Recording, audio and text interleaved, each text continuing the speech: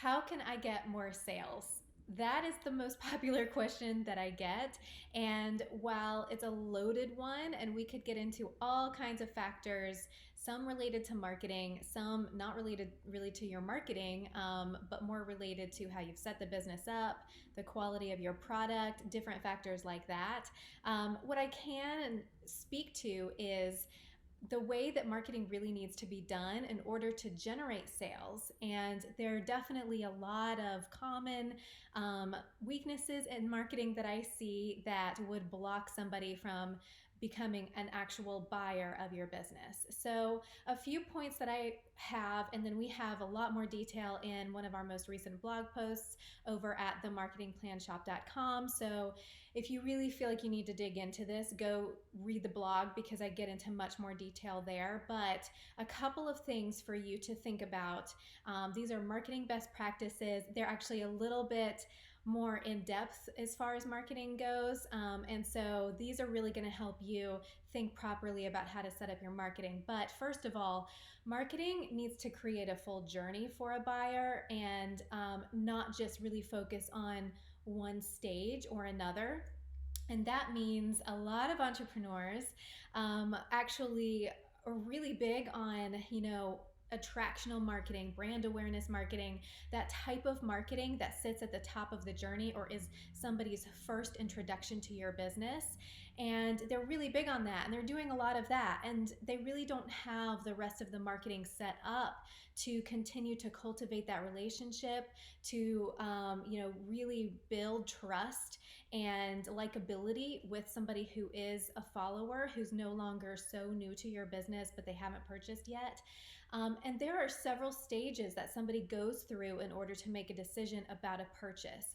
The actual data in marketing world is somebody needs to hear from you 7 times within about a 2-week window in order to actually pull the trigger on a purchase or even really go to the next level, which looks like some sort of call to action.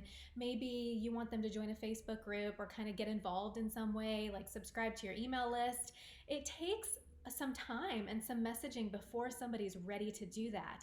So you have to understand that it's more than just, spam them with promotional stuff. You have to have the full picture set up and ready for them. So I would suggest go look at the blog, figure out what your marketing journey needs to look like, and don't focus so much on the promotional stuff that's for people who are strangers or newer to your business.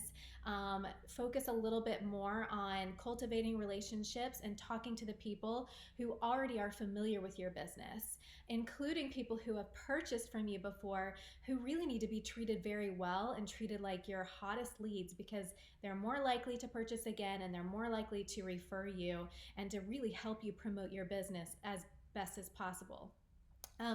Another thing to think about is clear calls to action. This is actually one of those quick wins that you can probably do that you may not realize is making such a difference, but I will see a lot of people post content and then they will forget or they really won't put a lot of effort into the step-by-step.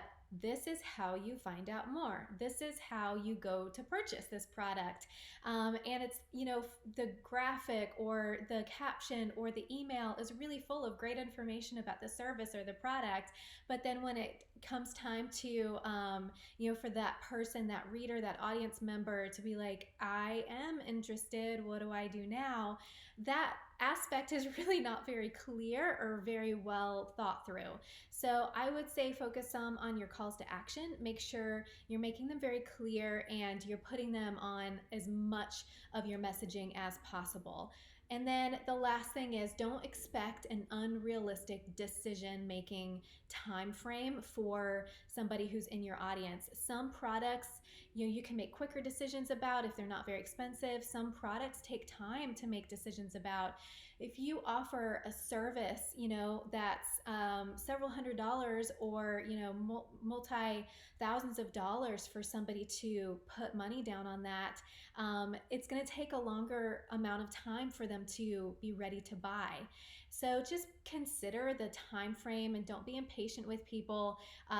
Just, build the proper journey for them and then let it run for you and work for you without being impatient.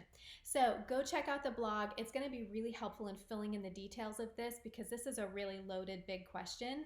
And also, remember our marketing planners over at themarketingplanshop.com were built for you to think all the way through a journey, to think all the way through how your target audience member is actually going to think about, your product, your business, and how to continue to cultivate all of the stages of a marketing journey, and then, more on top of that. So if you're struggling to build the right marketing, maybe a planner is your next best choice. Invest in that and let it help you think through all of these factors and more that are going to help you get more sales for your business.